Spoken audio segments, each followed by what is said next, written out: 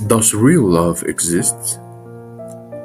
Do we really have someone fated to be with us? How important is love in our lives? Is love a cultural invention or a deep need in our human nature? If we ever find love, how far are we willing to go for it? You may think love is necessary or not, but sometimes great artists put the question on scene, which brings us to one very specific work of art, the myth of Orpheus. But what is the meaning of this artwork? What Jackson de la Chevreuse wanted to transmit with this painting? Ladies and gentlemen, it's my great honor to join you in another night of art. In this time, we will explain the art of Orpheus in Hell by Louis Jackson de la Chevreuse.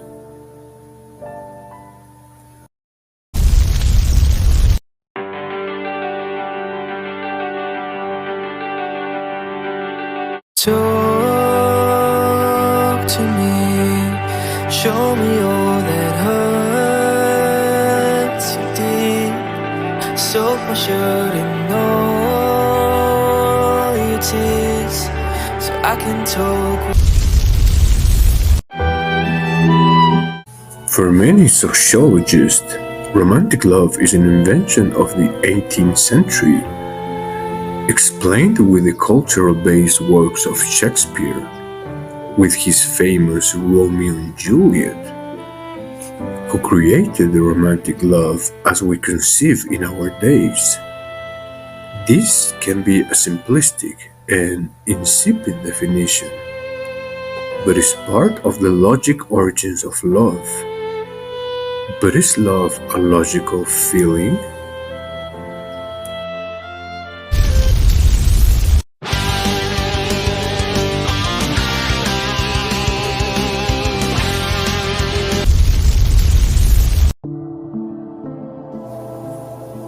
Anthropological research have reinforced this theory.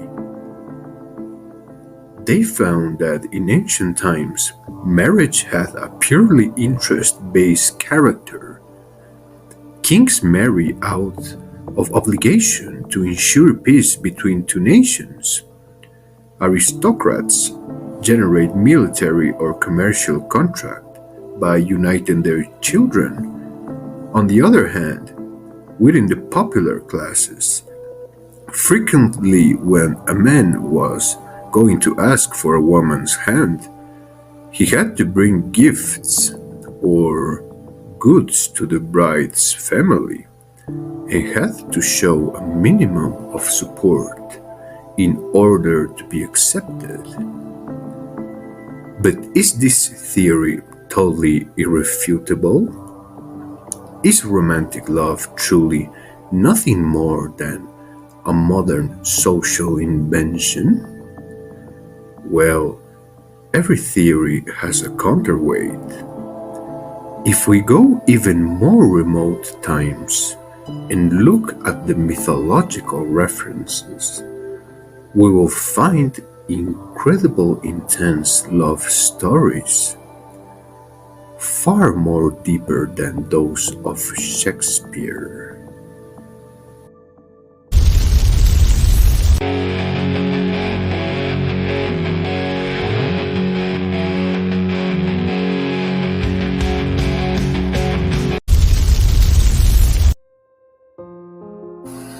We have a first reference, the Trojan War, caused by a problem between the king of Sparta and his wife, who went after her in the invasion of Troy, and was able to provoke one of the greatest wars of the time.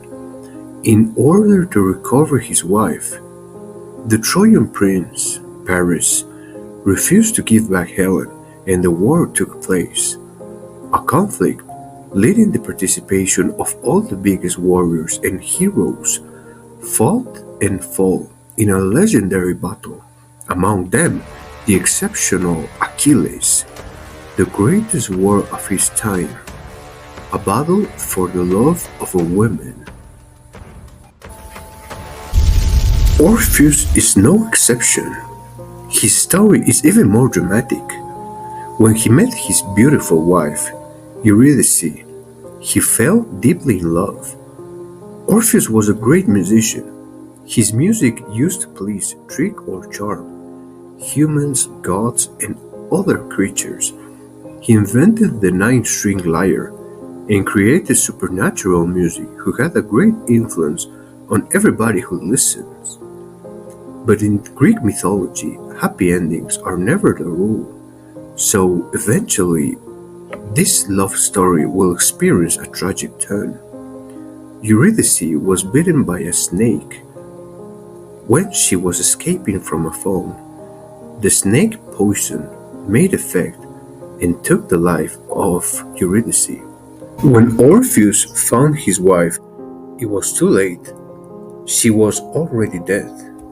This terrible experience plunged Orpheus into a deep depression. He started to spend his days playing heartbreaking songs.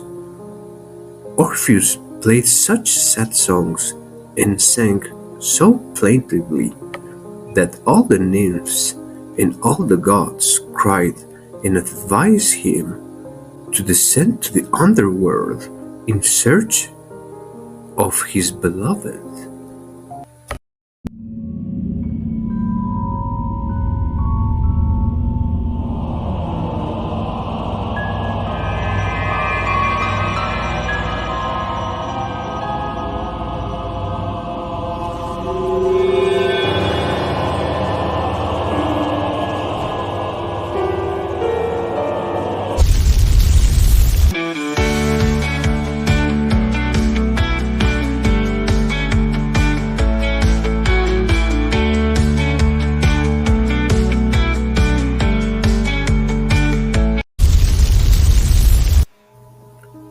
The painting of La Chevreuse is inspired by a work from a century before, titled in the same way, made by Jacques Réatu. Of all the representations of Orpheus, there are those based in a very particular place in the story, along with the one of Franz Franken and Benedetto Gennari, that is found in the moment where Orpheus is in front of the king of hell, Hades, and his wife Persephone. This moment is key to understand what the author wanted to express with this beautiful painting. There are obvious differences between the two compositions. La Chevreuse's emphasis is in the center of the scene, with a background full of tormented souls,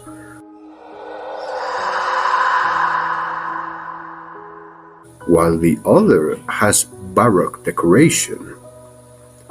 La Chevreuse accent specifically in the love song played by Orpheus. In the myth, this love song was created to find Eurydice. It was a very special piece made just for her, but Orpheus used this song to persuade Hades when he begs him for his wife.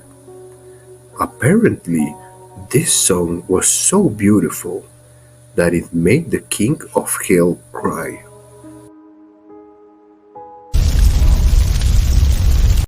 This is a very powerful statement made by Jackson. Even in hell, what brightens our lives is love. Look how far this guy went only for love. Is this the craziness of love that we all dream about? We can interpret this premise with the use of color by the artist.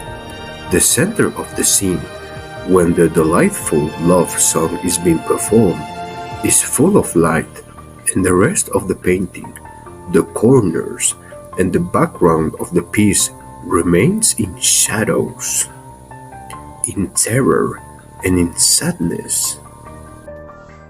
But in the lightness of love, even the terrible Hades, the equivalent of the devil in Greek culture, is being touched by the music. Which brings us to the object of this painting. Hades is already considering Orpheus' proposal. This is a clear statement of the vitality of love. Even in such a decadent place, the only thing that will brighten our existence will be love.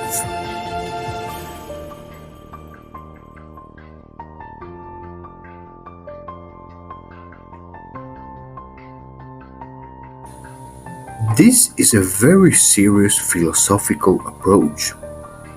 Today, many of us tend to treat our love relationships lightly. A relation has become something insipid and without emotion. However, in other times, love made the devil cry. This is the background of the work of La Chevreuse, a painting not well known to the general public, who won the Prix de Rome in 1865 with this work. For me, it represents the core of one of the most beautiful love stories. The story of Orpheus may have a tragic ending. Orpheus may not have recovered his beloved. Hades allows Orpheus to take his wife from the underworld on the condition that he cannot turn to look at Eurydice until they have left the underworld. However, near the exit, Orpheus hears his wife complaining and cannot resist turning to look at her. At that precise moment, the pact is broken and Eurydice is pulled back to the world of the dead. Orpheus will spend his days in sadness until finally the Maenads took his life.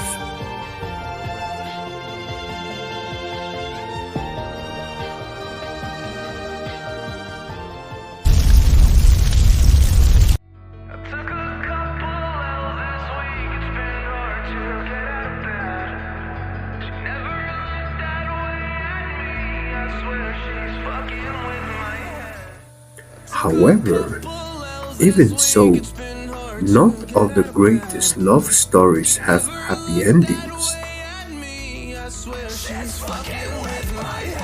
But that doesn't take away their beauty.